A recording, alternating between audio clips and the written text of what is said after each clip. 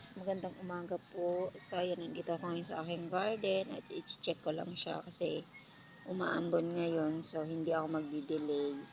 Blessing to at maganda to sa aking tanim kasi biglang laki. Iba rin kasi yung magdidilig ka ng tubig kaysa iba rin naman yung ulan talaga yung madidilig sa tanim kasi maganda talaga yan para sa mga tanim natin.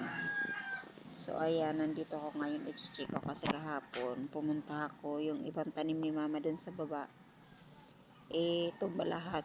So siguro tinakbuhan ng aso, ganun. So tara, silipin natin. Yung sitaw ko guys, kinukulang na sa gapangan. Ayan po, gagawan ko na lang to mamaya siguro pag hindi umulan. Mayang hapon, gagawan ko siya ng gapangan dito. Ayan, dyan. Kasi may mga retaso naman na yan dyan. May mga poste na rin naman siya. So yung kapitbahay ko, namiminwit ata siya o nagbabaril ng isda. Ayun.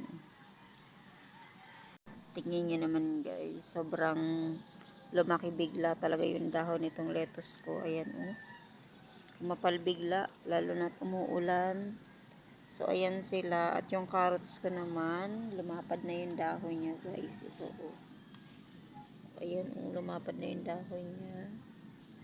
Biglang lumaki kapag pala siya uuulanan. So ayan, maganda yung tubo niya. May tao doon guys. Ano kayang ginagawa niya doon? Grabe, lumaki bigla to guys. O, yung aking cauliflower. So ayan, lumaki siya bigla. I-check ko lang baka may mga insekto na naman dito sa loob ng kanyang talbos. So ayan guys, so, wala naman. So goods naman, kaya lang ito kinakain ng grasshopper yan.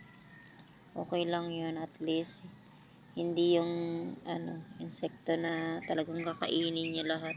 Grasshopper, nagsuswimming na siya guys. Oh, hindi na siya makaalis. May nakita akong lalaki doon sa may dulo. Hindi ko alam kung anong ginagawa niya doon. Parang ngayon ko lang yun nakita guys. Sa kanila. Hindi ko naman kapitbahay yun. So ayan, umalis na siya guys. Nakita niya kasi ako. So dito tayo sa sitaw. Tingnan nyo guys oh. Nung isang araw maliit pa to. So ayan, mahaba na siya. Mahaba talaga tong sitaw na to. Ayan oh. Mano na siya sa lupa. Sumayad na siya. Punta natin yung kapitbahay ko na mamaril siya. Tignan natin kung marami siyang huli. Para hindi naman yung baril na pumuputok. Yung para siyang may matulis na bagay sa dulo. Puntahan natin. Nandun siya guys. Diba? Ang ganda ng tubo ng aking mga talong. So, nagsilapitan na. Nagsilakihan na pala sila guys. Ayun.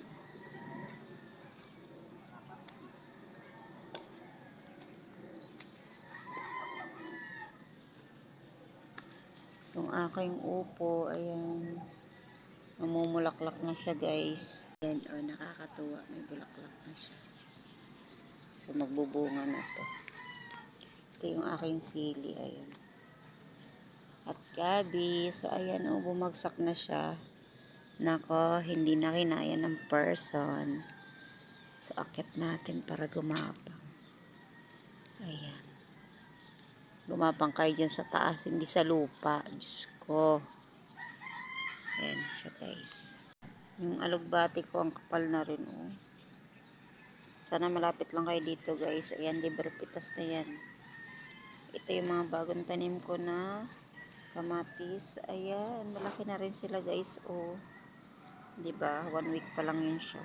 Ang kalabasa ko naman pasaway. Bang ginagawa mo? Kinakapitan niya yung aking ampalaya. Sabi ko doon lang siya sa baba gumapang, hindi sa taas. Nako. Hindi pwede tumaas. Kasi tatalunin niya yung ampalaya ko guys. So ayan, pinutol ko na. Kasi may bunga na to. Ayan, nakita nyo, ang laki na niya guys. Ito yung aking kalabasa. Oo, ang dami nilang huli kagabi. Ang lalaki pati. Ayan oh. Mga ganyang huli nila. Ang lalaki doon. Binenta nga nila eh. Talaga naman pag masipag kayo, no? Oh, ulam na yan. So, ayan guys. Sobrang kapal ng kamatis namin dito sa baba. So, ayan oh. Ang dami itong bubungahin. Tingnan nyo, ang ganda ng bunga nyo. Ang daming bulaklak. So, ayan, bunga yan siya, guys. Pati yung okra dito, sobrang taba. Ayan. Grabe ang sipag ng mag-ama manghuli ng isda. Dami nilang huli. Dito may tinanim ako dito, guys, na suha. Ayan, oh. Malaki na siya. Tinago ko lang. Dalawang klase nga pala to, guys, yung aking kalabasa. Ayan, oh. Ito yung dahon niya. May para siyang batik na white. Tapos ito plain na green. So, ito kasi, malalaki to. Ito yung maliit lang. Ito. Ayan, maliliit lang yan siya na kalabasa. Kala ko ginapangan na naman to ng aking kalabasa yung ang aking kamatis. Ayan. So, ayan guys, uwi na ako kasi medyo lumalakas na yung ulan. Pinatawag na ako ni mama.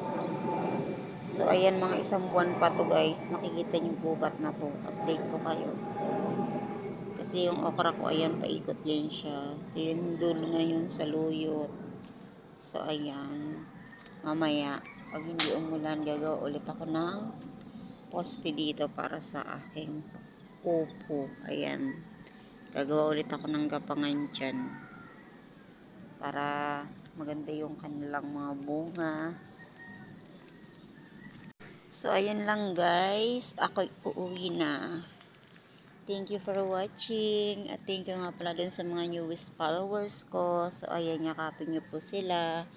Maraming salamat po sa inyong panonood. Sana umabot kayo hanggang dulo. Bye guys.